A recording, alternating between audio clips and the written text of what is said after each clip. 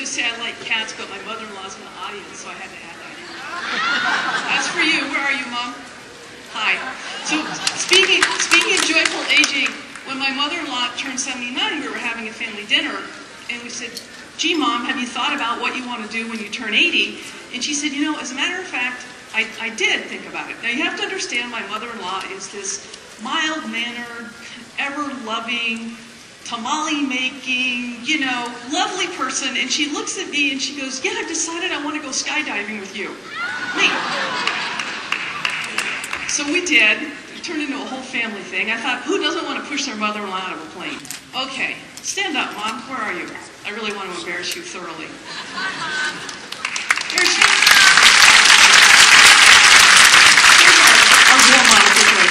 All right. So the title is Joyful Aging. My name is Laura Mosqueda, and just to get it out of the way right now, yes, I do get called Dr. Mosquito. But it's okay because I bug people and I draw blood, so we're good. All right. So this is a picture of an 81-year-old woman who deadlifted 245 pounds, and when she wanted to enter the competition, there was nobody in her gender or age group, so she had to join in men over the age of 35 and won.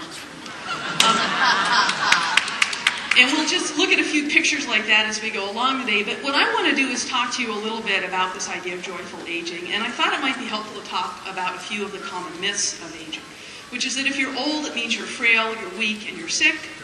That it means you can't teach an old dog new tricks, which is absolutely not true. Some of you have dogs, right? You've taught them new tricks, right? That it's too late. It's too late to learn new things, do new things, try new things, and that is absolutely not true. And if you don't believe it, go to the Pasadena Senior Center and look at what's happening in the computer lab, and we won't mention billiards, but, you know, other things like that. And finally, this idea that old age is a time of withdrawal. And in fact, if you look at textbooks that were published 40 years ago, there was a lot about the job of older adults to sort of gradually withdraw from society. You know, this idea of put Mom on an ice floe. Not you, Mom, don't worry. And, you know, and wish them well. And we know that that is absolutely not the way to age successfully and joyfully. And I got curious about this, you know. It just seems to me that it's no wonder that we're afraid of getting older, and I started to wonder, is this new? Is this new in our society? And it turns out it's not. Because, about 4,000 years ago, there's discovered a papyrus, and on it was written at that time a method for keeping young by ingesting... Please make the mic louder. I will speak more into it. How's that? Okay. That's the only way I know how to make it louder, so I'll give it a try. Thank you for reminding me. And so this was about 4,000 years ago that they wrote about this. And then in about 700 BCE, there was written about the Hindu pool of youth. And then in the 1st century, there was this discovery of a mountain plant that was supposed to give exhilarating effects called soma, which later, when studied, turned out to be a hallucinogen. The ancient Greeks and Romans wrote about the power of the breath of a virgin. Yeah. Roger Bacon was very much into alchemy as a way to reverse the aging process. In the 15th century, somebody killed a pope by trying to make him younger and injecting the blood of somebody else, of a younger person, into him, which would not make you popular. And in the 16th century, of course, we all know about the Fountain of Youth and Ponce de Leon. But let's get into this century, or the last century, a little bit more. In 1910, there was a Russian scientist named Serge Voronov who grafted the testicles from young monkeys into the scrotums of aging men. Yeah, I know a lot of men groan when I talk about this, but think about the monkeys too, right? 1930s, there was a cell therapy about injecting embryonic sheep cells from hormone-producing organs like the adrenal glands. In the 50s, some of you might remember a product called Gerovitol, which actually had a very high alcohol content in it. I know, if your mom was drinking it. Cryonics, which of course led to the great phrase of freeze, wait, reanimate. Thank you, Walt Disney. In the 1990s, dietary supplements were very, very popular, and now we're back to hormones. And a little bit later during my talk, I'm going to talk to you about some of the dangers associated with a movement that I absolutely hate called the anti-aging movement. And I'm anti-aging. So, all right. I just want to start with a few graphs. I'm sorry, I know it can be boring and difficult to do the graph thing, but we're just going to do it for a minute. And I want to start with some basic numbers, and that is the percentage of people in the United States who are aging.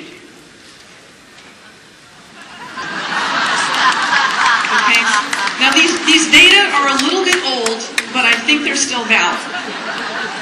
Because sometimes we forget this. For those of you who don't like pie graphs, I also have it. Please work.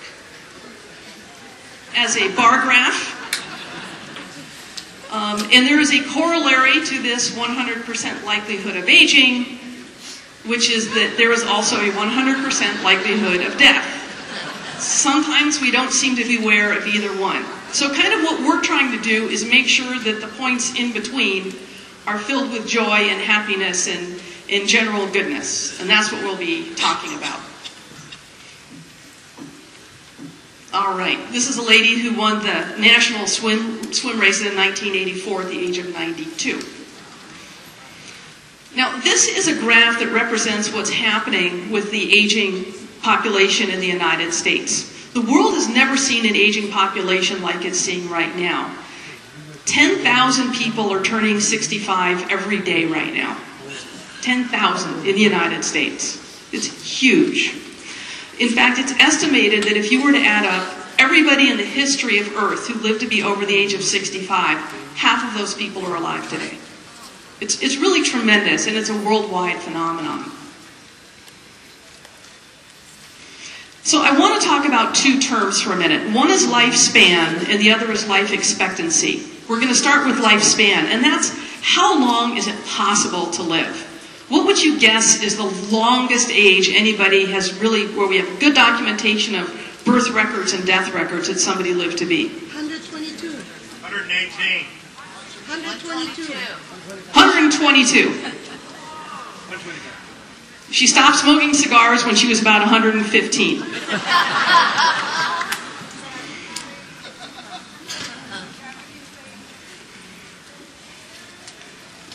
And I know there's some people yelling things out at me and waving, and I'll wave back, but it's really hard for me to hear what you're saying, and I have to keep moving. But you're right, there was, I think you said the Japanese lady who just turned, what, 117, I think, around that.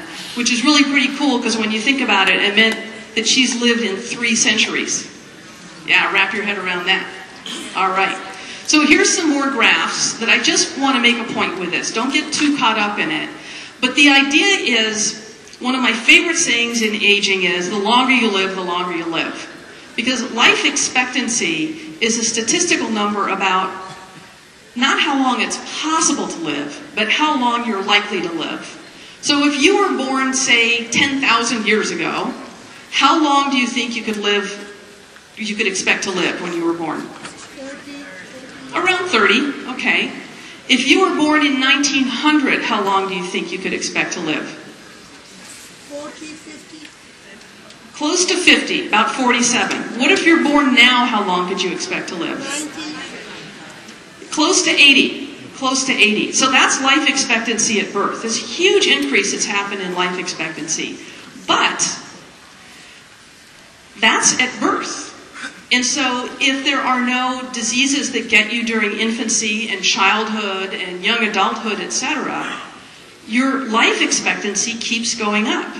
So we use these sorts of graphs because, for example, if you are an average, not even a super healthy, but just an average 75-year-old man, you now can expect to live until the age of 85. And if you're a pretty average, again, not super healthy, but average 85-year-old man, you can expect to live to be 90. And so your life expectancy keeps going up. So the longer you live, the longer you live. Get it? Okay. The same holds true for women, but we live longer. Do you know why? It's because we're better.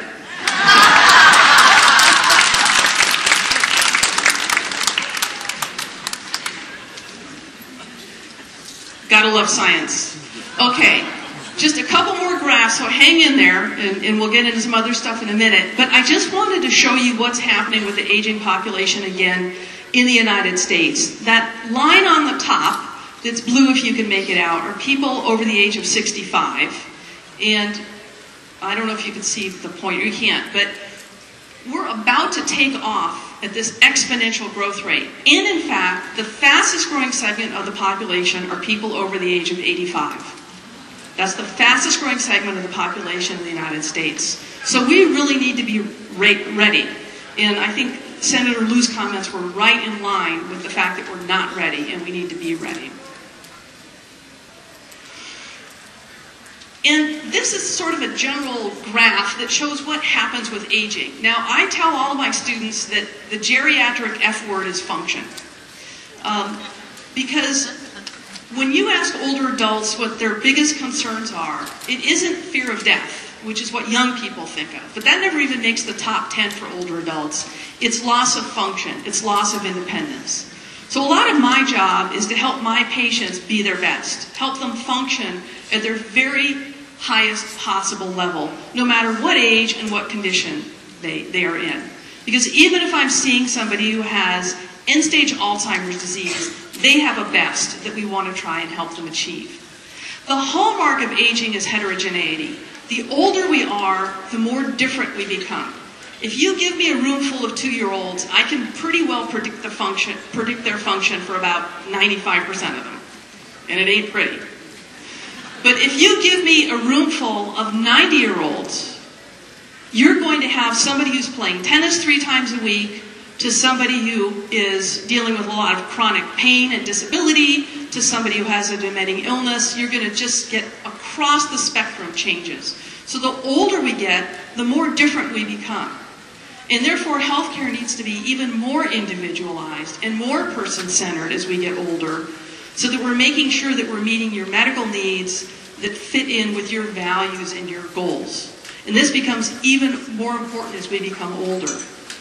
So that as we get older, we want to think about things that can influence us for successful aging. And I'll just take one example that's probably pretty obvious to you. If we look at lung function, if I were to check your lung function every 10 years, we could measure a gradual decline in your lung function. Now, what do you think would help determine if it's declining gradually or a little bit more precipitously? Smoking, right? So that's an example of something that we do or cannot do that influences the rate of change. And this can be true for a variety of organ systems. And so the rate of change is variable for everybody. But generally, our potential for peak function is around what age, do you think? Oh, I heard an optimist say 40. Closer to 20. I'm sorry, I'm just the messenger, jeez. Okay, it's closer to 20, but that's the potential, because I will tell you, a lot of people are healthier at the age of 60 and 70 than they were at the age of 20 and 30. And that's a very important point. Here's a lovely example of a woman who started jogging at the age of 65 and ran her first marathon at the age of 68.